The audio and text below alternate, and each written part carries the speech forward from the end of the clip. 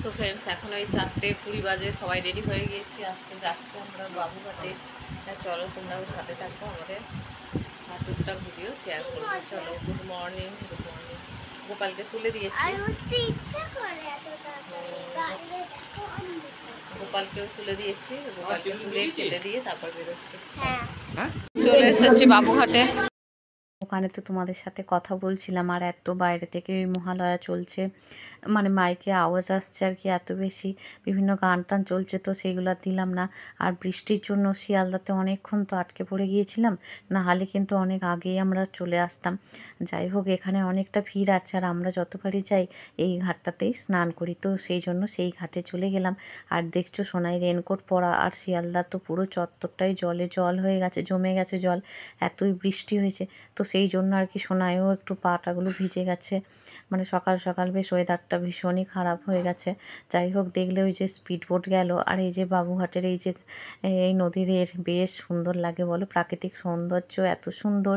আর এখানে বড় বড় অনেক পুরাতন গাছ আছে জানো তো, যতবারই এই জায়গাটাতে যাই এত ভালো লাগে না, যেন ওখান থেকে আর আসতে ইচ্ছা করে না, এত সুন্দর পরিবেশ, প্রাকৃতিক পরিবেশ। অনেকে কত সেলফি তুলছে, অনেক কিছু। চলো আমরা এবারে আস্তে আস্তে করে এগোই। তো ওখানে আমরা একটা কাকুর কাছে আর কি তর্পণের জন্য আমরা কথা বলে নিয়েছি, তো ওখানে গিয়েই আমরা তর্পণ করব। সকাল সকাল এই সুতির ছাপা পরেই গিয়েছিলাম, কারণ এইটা হচ্ছে বেশ আরামদায়ক, এবং যে হারে গরম ছিল সকালে তো বুঝতে পারিনি যে এরকম বৃষ্টি হবে, কিন্তু ছাতা বলো রেনকোট সব ব্যাগে করে নিয়ে গিয়েছিলাম, যেহেতু সাথে বাচ্চা থাকে তো তো এগুলো রাখতেই হয়, তো সেই জন্য আর কি ওগুলো সব ব্যাগে ভরে নিয়েছিলাম। যাই হোক, নিয়েছিলাম বলে ভীষণ কাজে দিয়েছে। আর আমরা আসার সময় শিয়ালদা থেকে একদম ধর্মতলায় নেমেছিলাম, ওই জন্য আমরা অনেকটা মানে হেঁটেছি আর কি। আর যদি আমরা অন্য বাবুঘাটের বাসটা ধরতাম তাহলে কিন্তু আমাদের আর কম হাঁটতে হতো, কিন্তু কিছু করার ছিল না, কারণ এত প্রচণ্ড ভিড় ছিল, আর অনেকক্ষণ বৃষ্টি হচ্ছে, তারপরে না অনেক প্রচুর ভিড় হয়ে গেছিলো আর কি, বাসগুলোতে ওঠার মতো পরিস্থিতি ছিল না। ঘাটগুলোতেও দেখছো তো কী হারে ভিড়, আমরা যখন আসছি অনেকেই তখন ফিরে যাচ্ছে। শুনলাম অনেকে তো মানে সেই 2টো-2:30 থেকেই স্নান করতে নেমেছে। হ্যাঁ, তো সেই জন্য আর কি মানে আমরা যখন আসছি তখন দেখছি অনেকে ওই ড্রামে করে জল নিয়ে সব স্নান টান করে ফিরে যাচ্ছে, যেহেতু আমাদের একটু দেরি হয়েছিল। আর এই যে নদীতে ভাসছে ওই ছোট্ট মতো একটা গোল মতো, এইটা তো নৌকা ওর পাড়ে, এই যে এইটা, এগুলো না আমরা ছোটোবেলায় বোয়া বলতাম। আমাদের ওখানে যে রূপনারায়ণ নদী আছে আমার বাপের বাড়িতে, তো ওইখানে না ওগুলো খুব নদীতে ভাসতো। আর প্রত্যেকটা ঘাটেই এরকম ভিড়, আমরা এই ঘাটটাতেই নেমেছিলাম। আর এখন কিন্তু আমি স্নান করছিলাম, হাজব্যান্ড এই যে ওপরে ভিডিও করছিল, আর আমি কি বলতো, হাজব্যান্ড যখন স্নান করছিল না তখন ওই যে তখন তর্পণ করছিল আর কি, আমি ভিডিও করার না সাহস পাইনি, কারণ হচ্ছে চারিদিকে পুলিশে পুরো ঘিরে আছে আর কি, প্রচুরই পুলিশ ওপরে বসে আছে। হ্যাঁ, অনেক পুলিশ মানে টহল দিচ্ছে আর কি, স্পিড বোট, মানে চারিদিকে কিন্তু অনেকই নিরাপত্তার ব্যবস্থা। আর সোনাইও আমার সাথে নেমেছিল, স্নান করছে, তো দেখো একা একা চুল আঁচড়াচ্ছে, আর ও তো ভীষণ খুশি হয়েছে। আর এত জলে স্নান তো করে না, কিন্তু সকালে কিছুটা জলে বৃষ্টিতে সোনাই ভিজেছে, হাজব্যান্ড বলছিল যে সোনাইকে স্নান করাতে হবে না, কিন্তু না, এই গঙ্গার জলে স্নান করালে কত ভালো লাগে বলো। হ্যাঁ, ও বা বাদ যাবে, কারণ ছোটো মানুষ, ওই জন্য ভালো করে স্নান করে দিয়েছি, দিয়ে ওকে তুলে দিয়েছিলাম। হাজব্যান্ড গা হাত মুছিয়ে জামা টামাগুলো পরিয়ে দিয়েছে। আর আমি দেখো এখন এই যে একটু চা খাচ্ছে, আমি নয় আমরা তিনজনই একটু চা খাচ্ছি। ফ্রেন্ডস, এখানে তর্পণ টর্পণ সবই হয়ে গেছে, আর যা হোক করে চুল টুলগুলো আজরে নিয়েছে, এই যে সোনাইও করেছে, মা করেছে বলে দাও, বলো আমিও করে নিয়েছি স্নান, গঙ্গা জলে স্নান হয়েছে। চলো এবার চলো, এসে খাওয়া দাওয়া তো হলো, আর হাতও বসে দিয়েছি, এখন জামা কাপড়গুলো কেচে, তো এসে তো আর বসিনি আর কি, জামা কাপড়টা ছেড়েই চলে গিয়েছিলাম ছাদে। আর আগের দিনে জামা কাপড় ছিল সেগুলো আগে মিলে দিলাম, কারণ এরকম তো ওয়েদারটা ড্যাম্প ওয়েদার, তো সেই জন্য আর কি সেগুলো মিলে দিলাম। এবার চলো ছাদে যাই, আবার যেগুলো এখন ধুলাম ওগুলো মিলতে,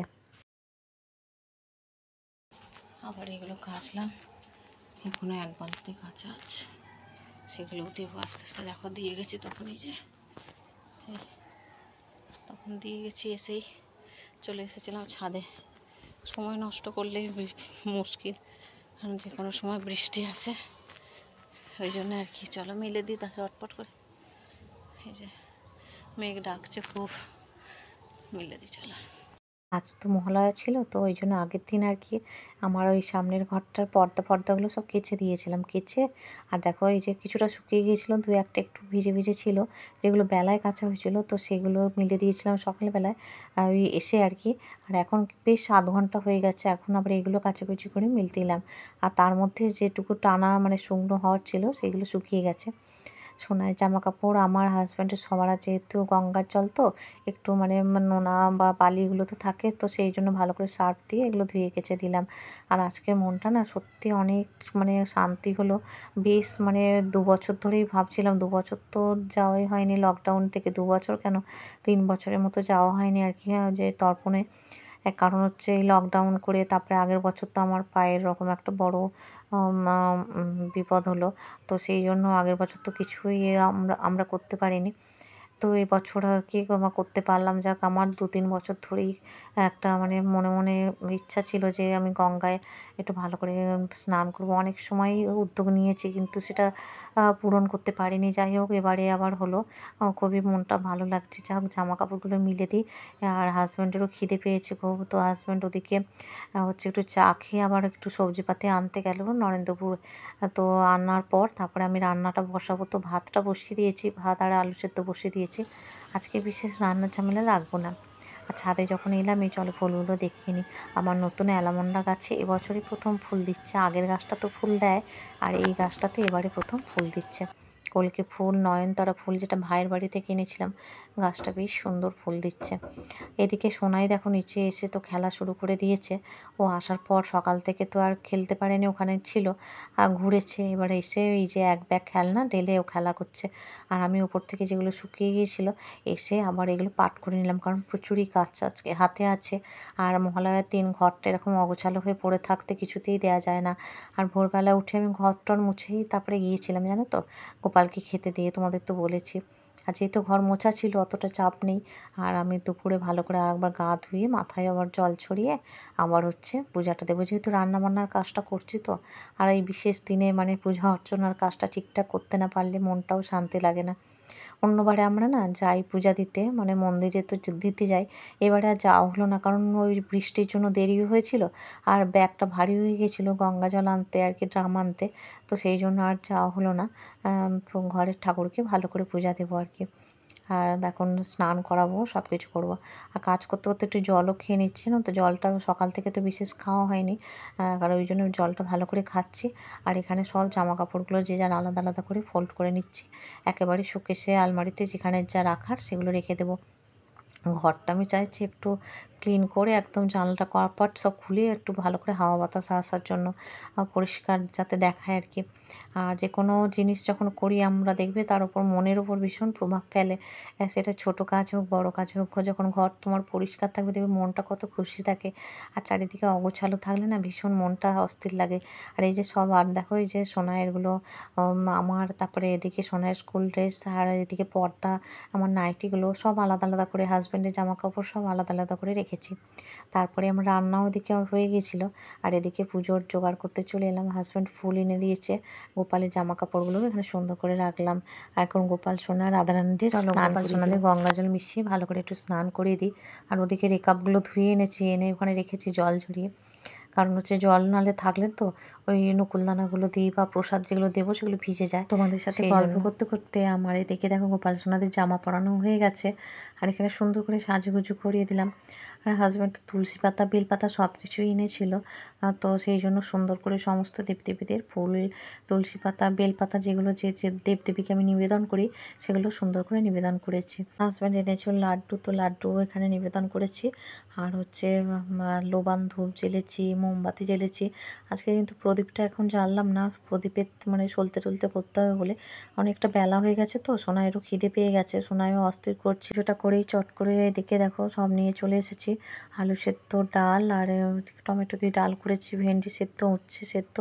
আর আজ রান্নার বেশি ঝামেলা করিনি আর কি, সব কিছুই সেদ্ধ করে রেখে দিয়েছিলাম। আর এদিকে দেখো এদের বাসন কোসনগুলো মেজে নিলাম, কারণ আজকে কোনো কিছুই আমি এরকম অগোছালোভাবে ফেলে রাখতে চাই না। গোছানোর পর তারপরে সব কিছু গুছিয়ে গেছে, জামা কাপড়গুলো যেগুলো শুকিয়ে গেছিলো তুলে একটু শুয়েছিলাম। আর ফিরে এলাম সন্ধ্যাবেলায় এই যে সন্ধ্যা নিবেদন করলাম, করে জামা কাপড়গুলো সব তুলে এনে ঘরে রেখেছি, ফোল্ড করব। তার আগে হাজব্যান্ডকে একটু চা করে দিলাম। হাজব্যান্ড চা খেয়ে আবার একটু সোনারপুরে যাবে আর কি, কাজ আছে। আর একটু লিকার চা ভালো করে লবঙ্গ আদা দিয়ে করে দিয়েছি। হাজব্যান্ডেরও গলাটা ব্যথা। আমাদের সাথে গল্প করতে করতে ভিডিওটা একদম শেষ পর্যায়ে চলে এলাম। সোনাকে এখন একটু টিফিন করে দিলাম সন্ধ্যাবেলা। আবার পরের দিন নতুন ভিডিও নিয়ে হাজির হব। এরপরে আর কোনো ব্লগ করিনি আর কি।